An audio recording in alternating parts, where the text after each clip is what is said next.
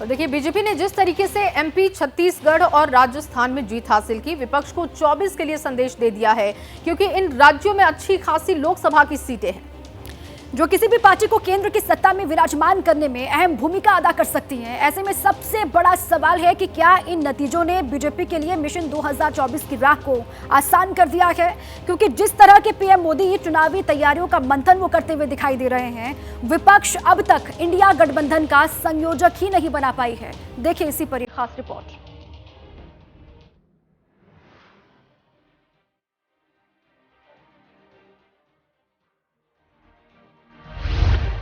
2024 चुनाव के लिए बीजेपी एक्शन मोड में आ गई है। अगले साल होने वाले चुनाव में हैट्रिक के लिए पदाधिकारियों को जीत का मंत्र दिया जा रहा है। दिल्ली में बीजेपी पदाधिकारियों की बैठक में प्रधानमंत्री नरेंद्र मोदी ने भी हिस्सा लिया।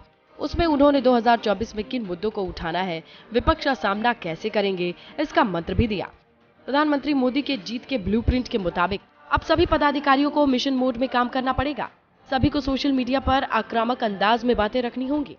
सोशल मीडिया प्लेटफॉर्म के जरिए सरकार की योजना से जुड़े हर डेटा को भी लगातार शेयर करना होगा। पीएम ने इस बात पर भी जोर दिया, विपक्ष जो नेगेटिव प्रचार करता है उसका जवाब पॉजिटिव अंदाज में देना होगा। जिन राज्यों में भारत विकसित यात्राएं निकल रही हैं, उन पर फोकस किया जाए।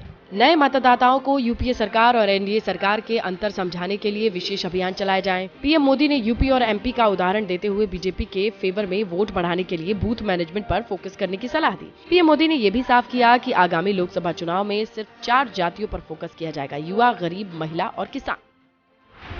बीजेपी ने 2024 के लोकसभा चुनाव के लिए नहीं हकीकत बुनते हैं, इसीलिए सब मोदी को चुनते हैं का नारा दिया है। अब बीजेपी ने इस नारे के जरिए फिर से नैरेटिव को हवा दे दी है, जहां पर मुकाबला मोदी बनाम कौन रहने वाला है।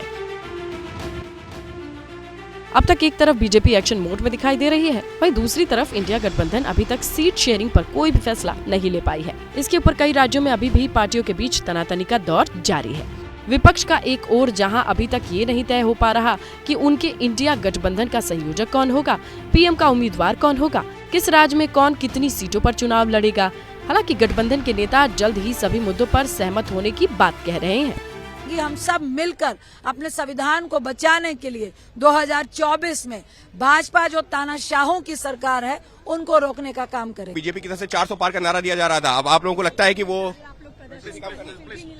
देश की जनता तय करेगी और उसका जवाब मिल जाएगा उनको। सीट बंटवारे पर चर्चा हुई है और वो हुआ है कि जल्दी से जल्दी मैक्सिमम 15 से 20 दिनों में सभी राज्यों में सीटों का बंटवारा हो जाए। इंडिया गठबंधन में कोई दिक्कत नहीं है, सब कोई दिक्कत नहीं, एकदम ये आपको दिक्कत दिख रहा है, कोई दिक्कत नहीं है। इंडिया गठबंधन मजबूती के साथ होगा और 2024 में भारतीय जनता पार्टी को हटाने का काम इंडिया गठबंधन करेगा। हालांकि कांग्रेस ने 2024 के लिए पी चिदम्बरम के नेतृत्व में घोषणा पत्र कमेटी का गठन किया है। कांग्रेस की घोषणा पत्र कमेटी में प्रियंका गांधी, सिद्धारमैया, शशि थरूर, इमरान प्रतापगढ़ी समेत कुल 16 नेताओं के नाम शामिल किए गए हैं। लेकिन बड़ा सवाल यही है कि बीजेपी जिस तरीके से चुनाव की तैयारी में जुटी है, इंडिया गठबंधन कब चुनाव की रेस में आगे आएगा।